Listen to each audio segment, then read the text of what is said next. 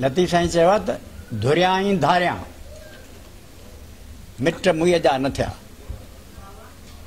मदी ॾेरनि मन में ऐं खिलियो खीकारिया, सुबुह उथी सारियां त उठनि उता कोन्हे।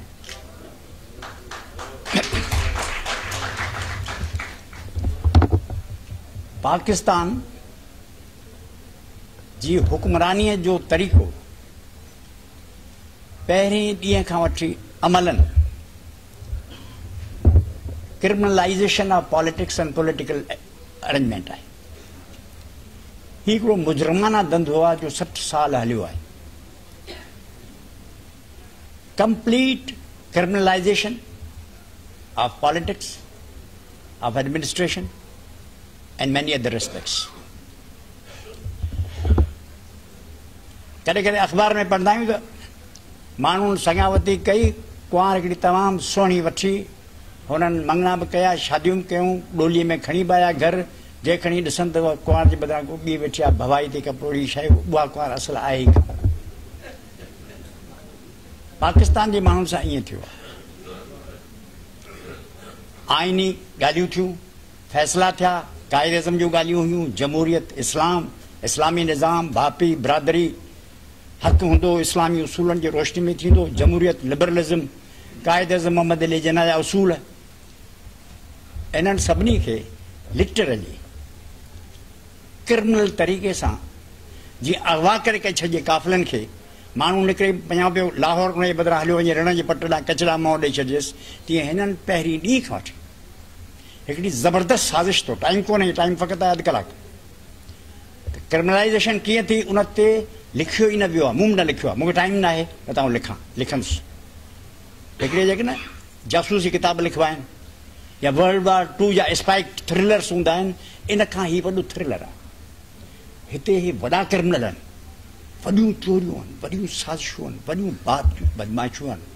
तव्हां तसवर न, जीअं ही बदमाशी वेठो करे, डंडो खणी आयो, कूड़ करे हवाई जहाज़ मां लही मुल्क ते कब्ज़ो करे हवाए सुप्रीम कोर्ट खां ठपो हणाए कूड़ जो, हाणे सभिनी जो ॾाढी सॼी दुनिया जी हयातियुनि मौतनि जो ही मुशरफ थियो। पहिरीं मिसरूं नंबर फलाणो कंस अट कंस हिन कंदर सिंधी आहियां, रोए पियो शाल ते विला जिगर पियो ॾे, ॻोड़ा पियो ॻाड़े, हींअर चए थो रण पर्दो बनाए।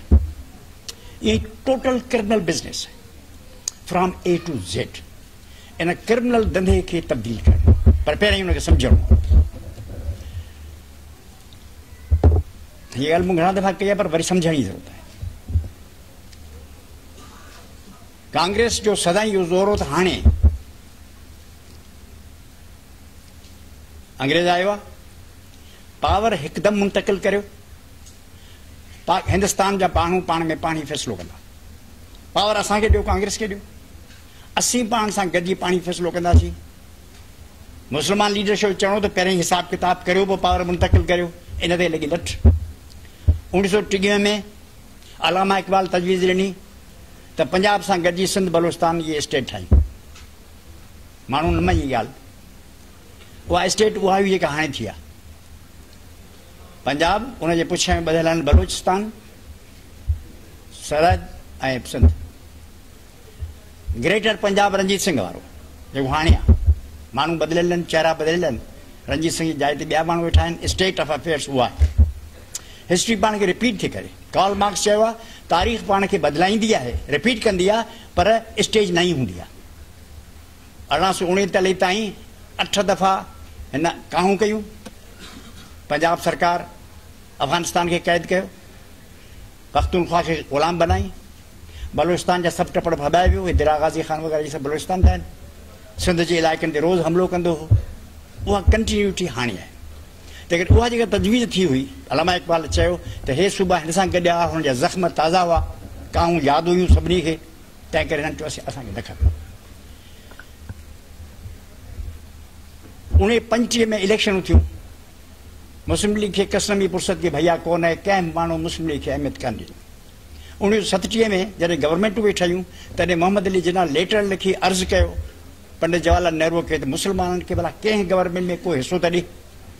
हुन चयो तव्हां जहिड़ा घणा ई माण्हू पिया हलनि,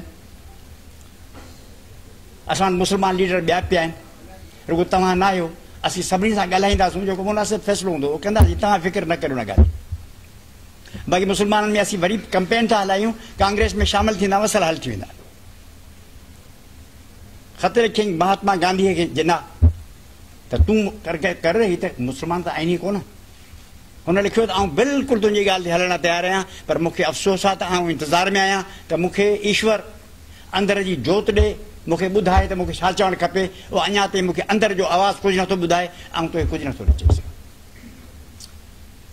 उहो आइडिया उते ई किल थी वियो, का हालत कान रही। तंहिं करे 1940 में जुदा जुदा स्टेट्स जी ॻाल्हि थी।